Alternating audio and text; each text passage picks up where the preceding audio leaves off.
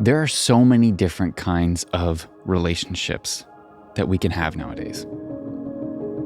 You can have relationships that are solely online. People whose faces you never see, whose voices you never hear. You can have relationships that are solely professional. You can have relationships with family you see every single day and with family who you haven't seen in years. Now, of course, none of this is news to anyone. But there is a certain kind of relationship that I think has become really rare. And I think it's really profoundly important now more than ever to start to categorize our relationships based on a specific kind of criteria that I'm going to talk about in today's episode. So stay with me. This is Reclaiming the Gentle Man. I'm Dave Lashansky.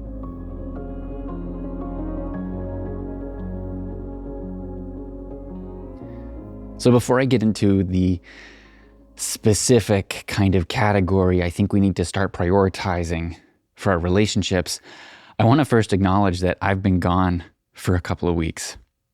And it wasn't a planned break. And one of the things I've talked about on this podcast, and I will continue to talk about on this podcast, is integrity. My coach talks about integrity as being true to your word. When I sign off in these episodes, I say I'll be back in a week. And part of being in integrity for me is acknowledging, hey, I've been gone for 2 weeks. So I'm here to make it right again. I am here to be back on my weekly game after the holidays. And if you have been waiting for episodes, I am sorry to disappoint, but I'm so happy to be back and excited for what's coming in January. Okay, so on to this episode when we're talking about one of the most important criteria that is missing in a lot of relationships today. And we can frame this criteria with a question. And that question is this: is this a relationship in which you can resign your composure? Can I resign my composure in this relationship? Can I become uncomposed? One of the things almost everyone learns growing up, but especially young boys, is that emotions are inconvenient and not everyone is able to hold them when they're expressed. And little boys especially, but all of us learn at some point that composure is more important than anything. Just the other day, I was having a conversation with my mom, talking about what it was like growing up. And I've talked in this podcast about my household culture growing up, about there being such a lack of anger and yet such a denseness of conflict, and how squaring the two of those has actually been a big part of my own healing journey.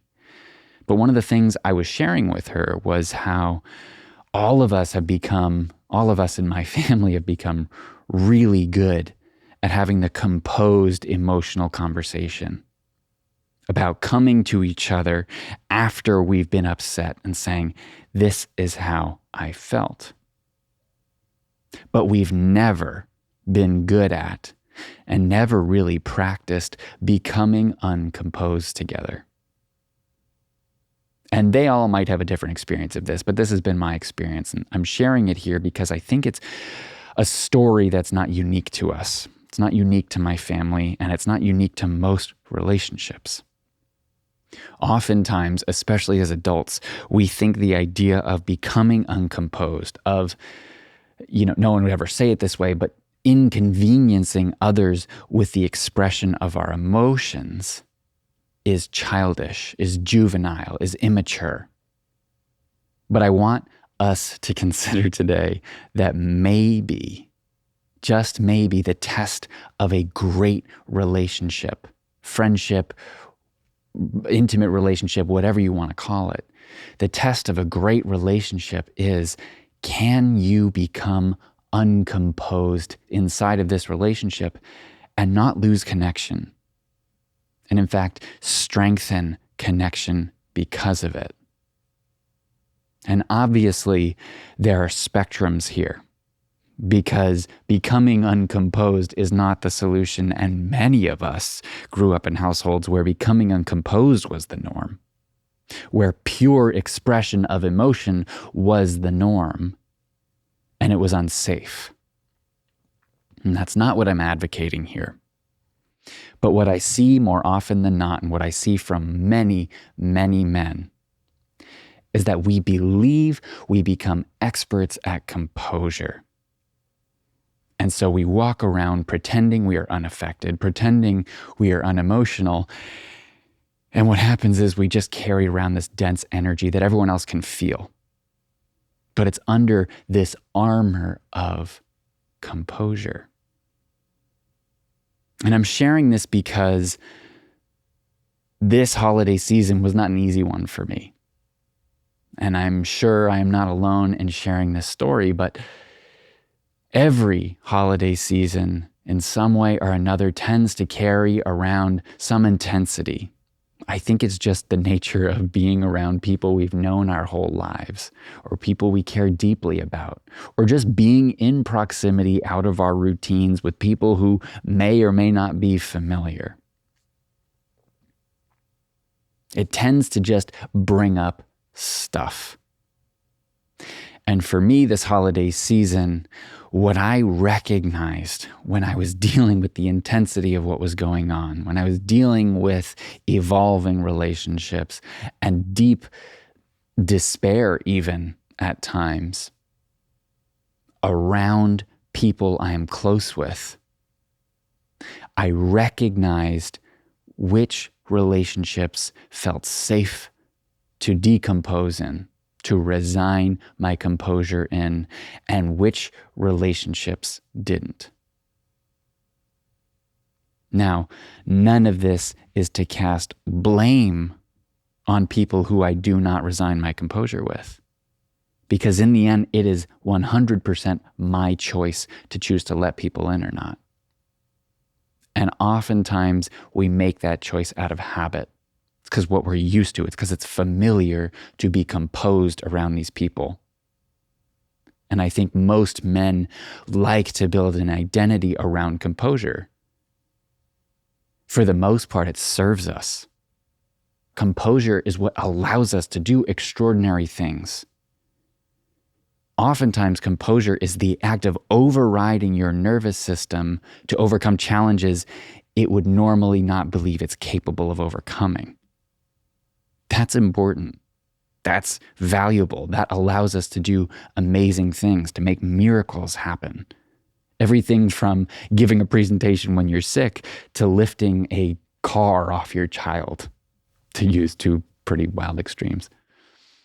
But I think it's important because I am not here to villainize composure. I am not here to say composure is the enemy, but, and this is an important one, I don't think as a society we have created dynamics or relationships, especially as men, where we allow ourselves to become uncomposed, to show up messy, to allow the emotional beast within us to be unleashed.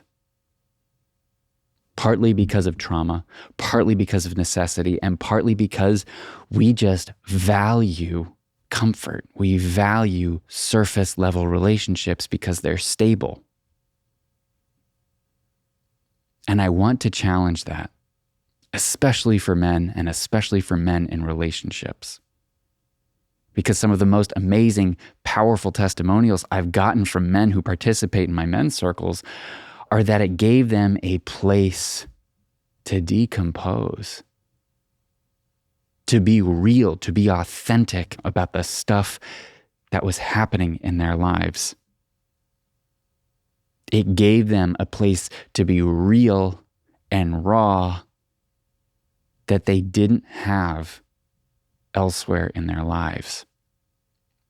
And I think it is really important now more than ever as we become more isolated, as we get used to this new world of social media and artificial intelligence, and cloistering ourselves in these small bubbles and making our romantic relationships sometimes the only real human connection we get, I think it is so important for us to start to prioritize and make more spaces for the relationships where we can resign our composure.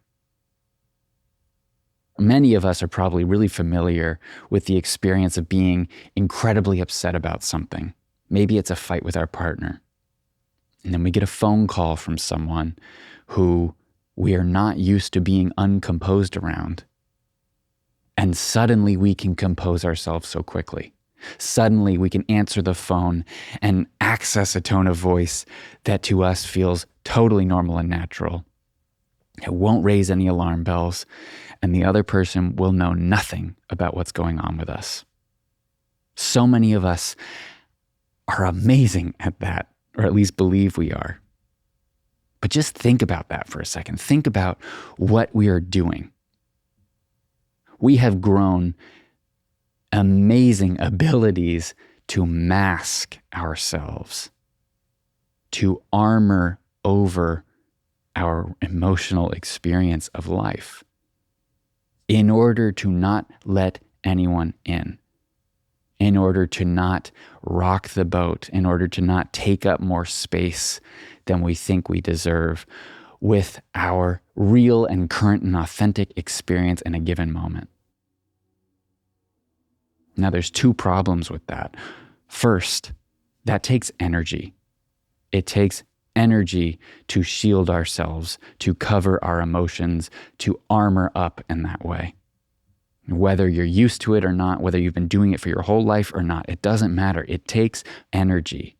It takes spiritual, mental, physical, real energy to do that.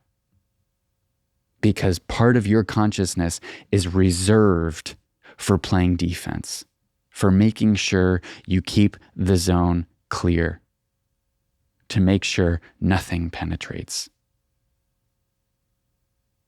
And here's the second piece. The second piece is that it takes us out of presence.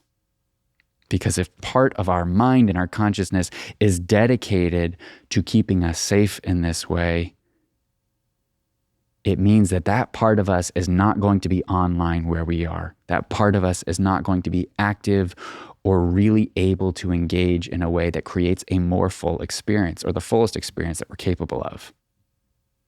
And again, there are benefits to this. And again, it is a valuable skill for life. But we have over-indexed on it in a way that I think is really doing us a disservice. And at the heart of that disservice is it is creating a lack of connection. It is creating an intentional disconnection. We're drawing moats around ourselves that don't need to be there, at least not as much as we think. So one of the things I want you to think about as you're listening to this episode is when you are in an emotional state. Let's say, I think this is an easy one to relate to. Let's say you've just been in a fight, an argument with your partner, a heated one. You're upset. And someone calls you on the phone. Are you willing to open up, to be real about your experience with that person or not? Do you have people in your life with which you're able to be real about that experience right off the bat? And I think if you're like me and you're used to being a people pleaser, there's this voice that'll come up that'll say, but that's so selfish. What if they have something going on? But what, I don't want to inconvenience them, right?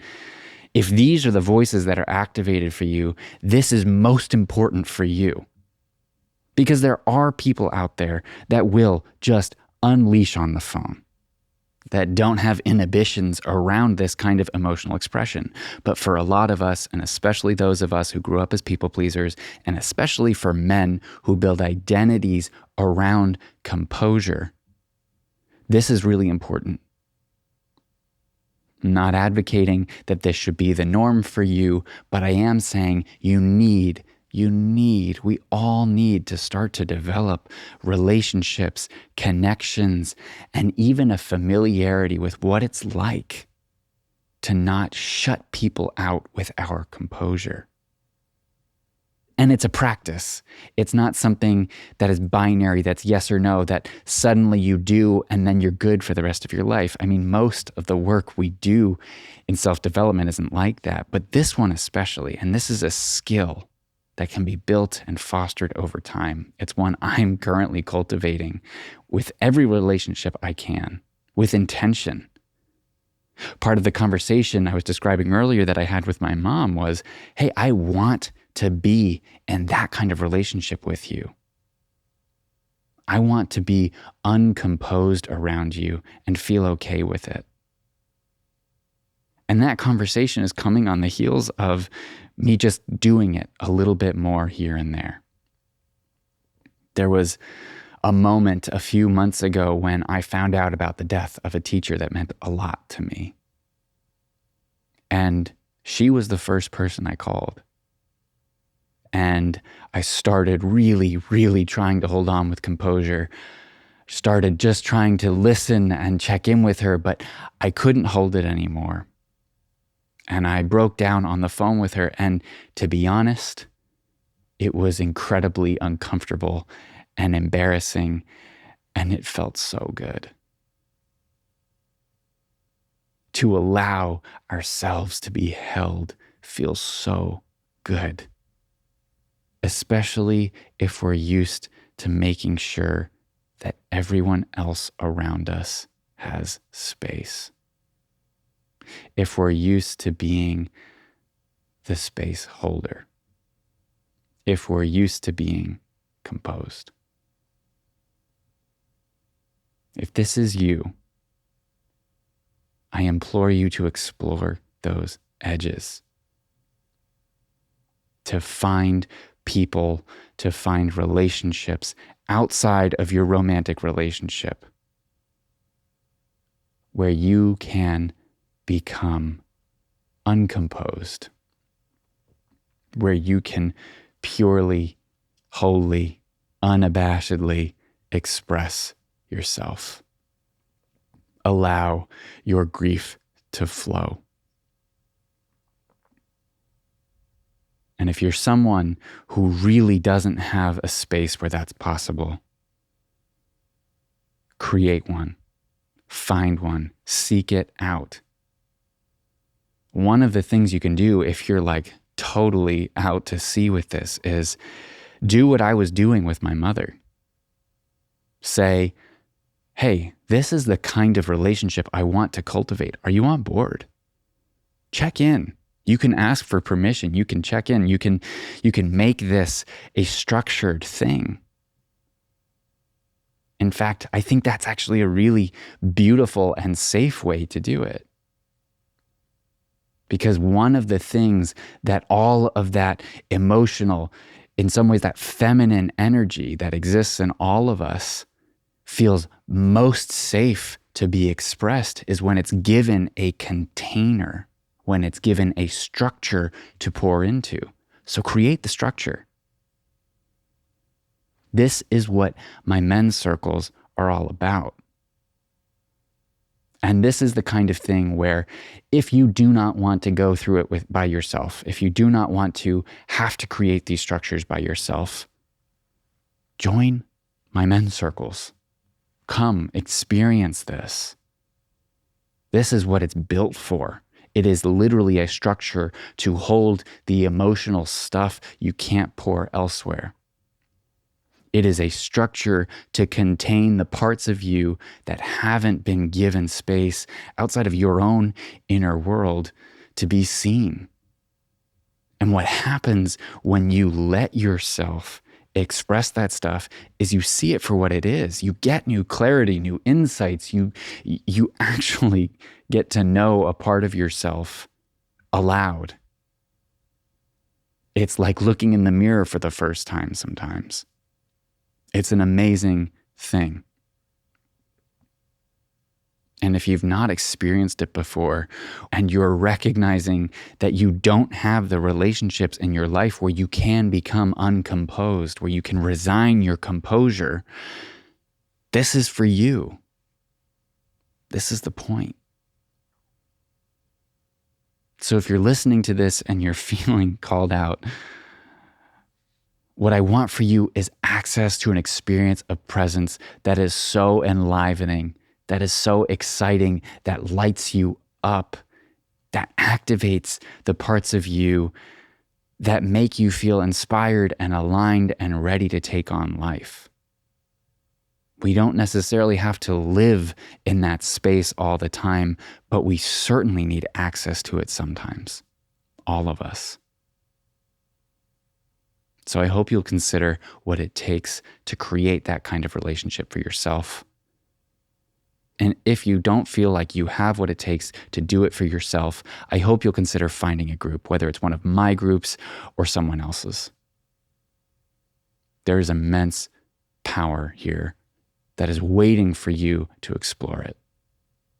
The magic that lives inside of you, the connection you crave, all emanates from that space, especially for those of you who are used to holding space for others, who are used to making sure everyone around you feels good.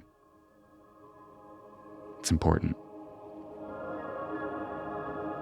Thank you so much for listening to this episode of Reclaiming the Gentle Man. I have missed you. It's so good to be back.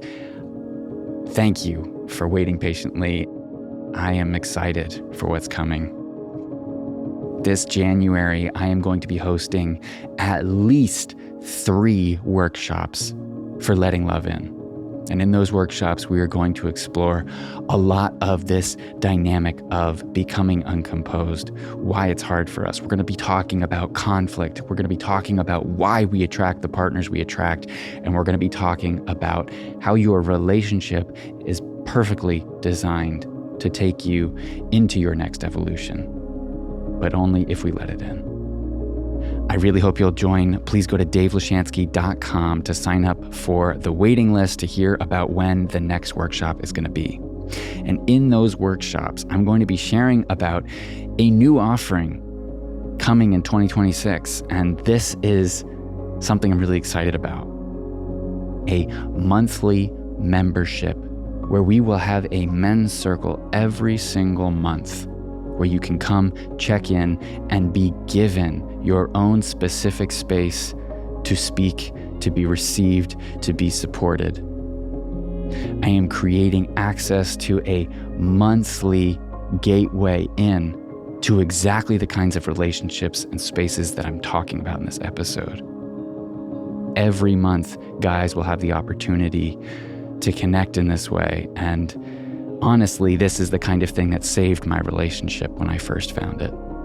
It's the kind of thing that I employ every single week as part of my mental health, but also spiritual health, and also just well-being routine. Just checking in this way with a group of supportive men who can hold space for me and who are interested in self-mastery and development and learning together. Beyond those groups, there will be teachings, there will be a space where we can actually connect outside the circles too. It's going to be really great. But here's the thing. In order to make sure that space is as valuable and high caliber and quality as possible, in order to make sure that we're all speaking the same language inside of it, right now it's only reserved for men who go through Reclaiming the Gentle Man. So, if you want to hear more about how to access that, about how to join Reclaiming the Gentle Man, go to davelashansky.com, sign up for the waiting list, and come to the workshop. It's an experience. It is an amazing opportunity. It's something that you will walk away feeling different and better and excited and lit up by. Don't pass that up. We don't get enough of those these days, and I promise you it'll be worth your time. Plus, it's free, so you really have nothing to lose. Anyways, that's all for this week. Thank you so much for listening. I will, in fact, be back in a week. Talk to you soon.